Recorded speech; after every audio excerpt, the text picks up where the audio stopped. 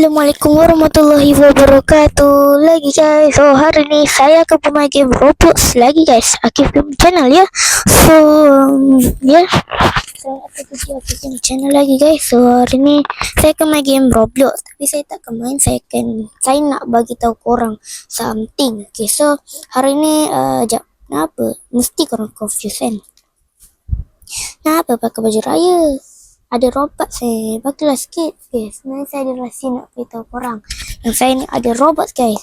Ya, korang mesti tak tahu selama ni yang saya ada robot guys. Robot guys. Siapa nak robot? Ya, so ni saya akan bermain game Roblox. Dia bernama Please Donate.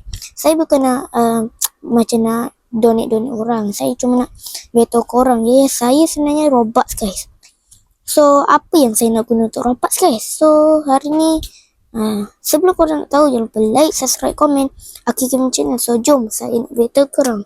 Okay, pertama-tama korang dah like, subscribe kan? Dah kan? Okay, kedua, korang mesti kena ada game pass. Sebab apa? Saya nak buat giveaway Robux guys. Lagi guys. Yeah, saya nak buat giveaway Robux guys. So siapa yang nak Robux? Mestilah ada Robux. So saya sebenarnya ada banyak Robux. Saya pun tak tahu berapa Robux. Sekejap kita cek ya. Okay, kita leave dulu. Tu guys, saya ada 306 Robux guys. So memang banyak je guys. Saya ada Robux banyak guys. So saya akan donate lah. Saya akan pilih 10 pemenang untuk saya giveaway kan Robux guys.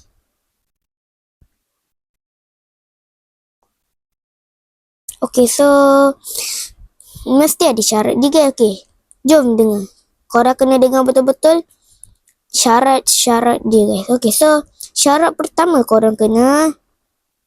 mestilah korang kena like video ni, subscribe channel ni, okay?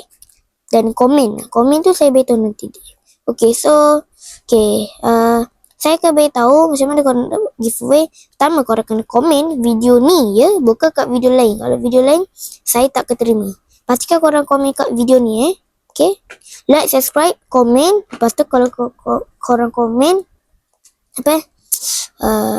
korang komen username korang dan Robux. Korang nak berapa Robux guys, saya boleh bagi. Tapi yang penting korang jangan lebih 10 guys ni. Korang boleh 1, 2, 3, 4, 5, 6, 7, 8, 9, 10. Okay, ni macam ni. Kalau lebih level 10 ni, 100 ni, saya tak akan terima. Okay, so ingat pesanan saya. Kalau tak, saya tak akan pilih. Okay, so saya akan love-kan diorang. Yang macam ada bulat-bulat tu Akif Game, ada Akif Game Channel, apa tu sebelah dia love. Maksudnya korang terpilih guys. Okay, so okay, ingat pastikan korang ada game pass ya. Kalau korang tak faham, korang boleh je tengok komen sekarang juga guys. Okay, so itu saja. Assalamualaikum, bye bye guys. Okay, so harap korang enjoy video ni. Jangan lupa like, subscribe, komen. Itu saja, bye bye guys. So semoga korang berjaya dipilih dengan saya. Kalau tak dipilih, tak apa guys, InsyaAllah korang boleh next time. Good luck, bye bye.